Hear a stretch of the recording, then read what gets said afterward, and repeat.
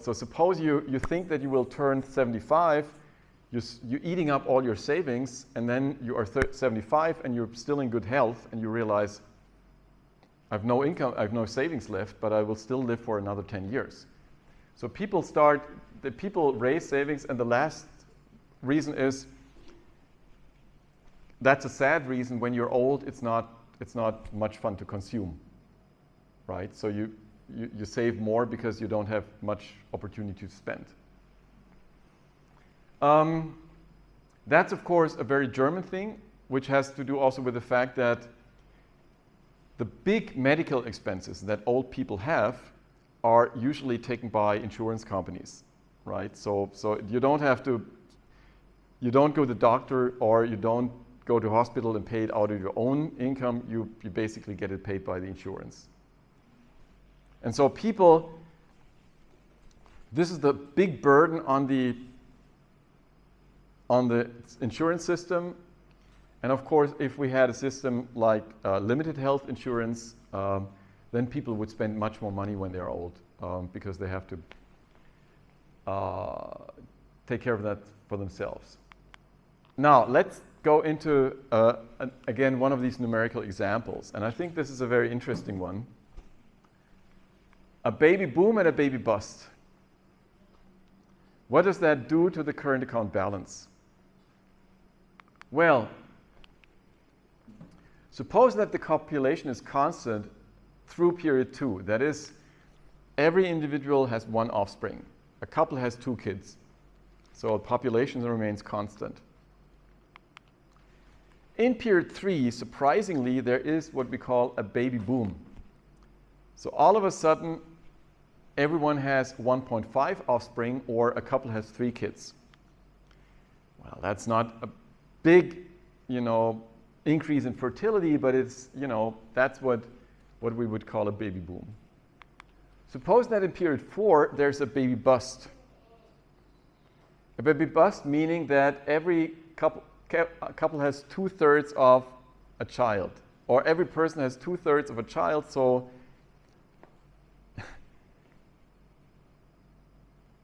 6 people, 3 couples have 4 kids, right? In period 5, we are back in steady state, and we're back in a situation where the population doesn't change anymore. And the question is, how does that affect the demographic structure, and how does it affect the current account balance? Now, we calibrate this model, calibration quote unquote, because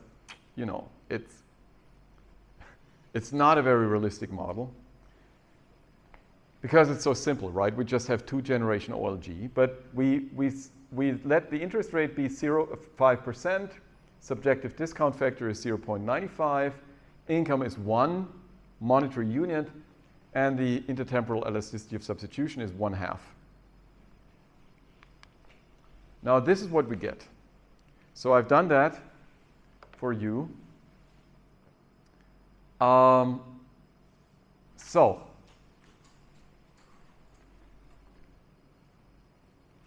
in period, until period 2, we are in steady state. In period 3, there's the baby boom. Now, the baby boom, you see, increases the age dependency ratio. What is the age dependency ratio? Do you remember? Well, I think I need more space on the whiteboard, so I'm going to. Did everyone who wanted to photograph that? We already took it. Okay, so I can erase it.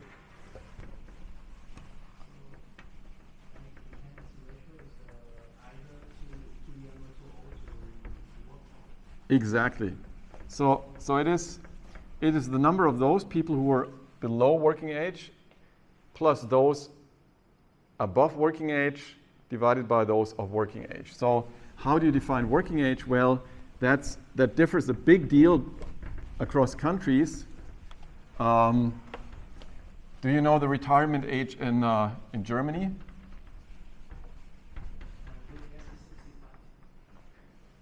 It's a bit more, in fact. I will retire at the age of 67. So the government in the past, a wise government in the past has said, okay, we have to increase retirement because people are more healthy.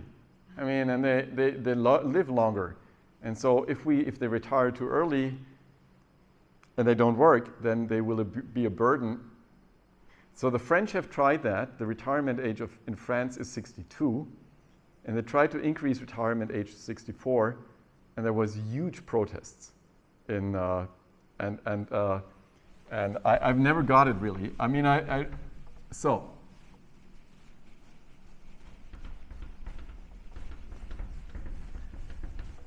what about Vietnam? When do people retire? Is there an official? Okay.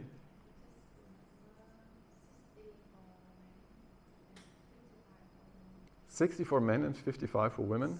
61 for men. And for women it's 57. Okay. Okay. I mean, I'm sure that I mean, this is when you are in formal employment, all right? This is when you, but a lot of people, I guess, are self-employed or are, you know, and when you are self-employed or an entrepreneur, then you work until you're still, as long as you still have enough energy. I mean, my father-in-law, who was an architect, or he was an architect, and he worked much longer because, I mean, nobody tells you when you're an architect and you have your own office, please retire, because you're your own boss, basically. So these people make their own decision on when to retire. But so when you are like a civil servant, like I am, you are basically sent home now at the age of. I mean, it's gradually moving from 65 to 67, and I will be one of those 67 people, which is okay, right? So period 2.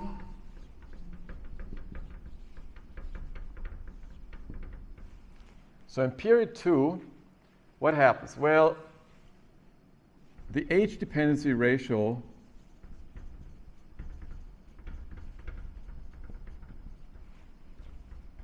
goes up, which is the number of people smaller than 50 plus number of people or, well, actually, sorry about correcting myself. In a live version. So that's number of children plus number of retired divided by working age population.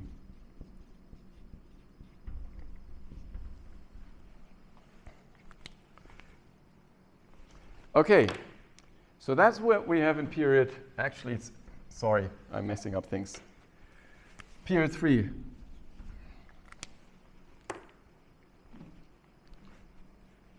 So you see that you have more, why does the age dependency ratio go up?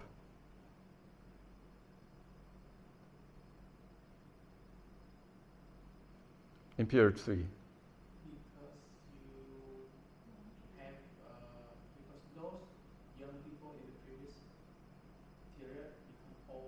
Mm-hmm. So they give birth to new children.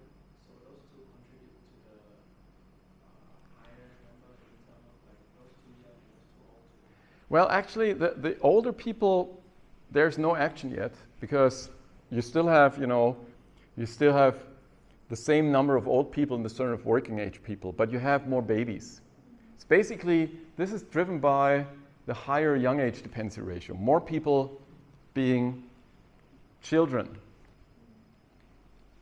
So here you see The green line is the number of offspring. Well, offspring is a not very nice word, but it's the number of children per worker, so it goes up. Now, why does the current account balance go down?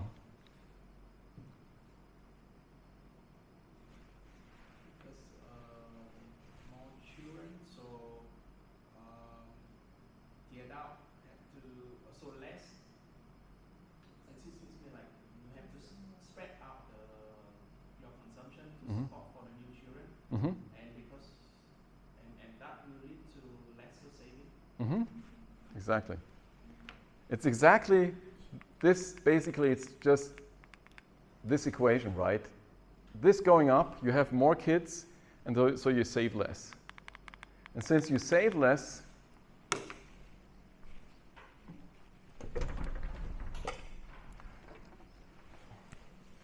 so you have the baby boom.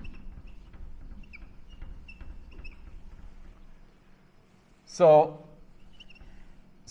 more children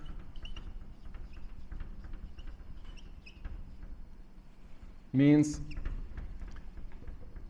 less savings of workers, and that means that S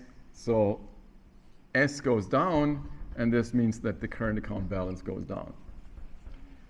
So these people, they save less because they feed their children.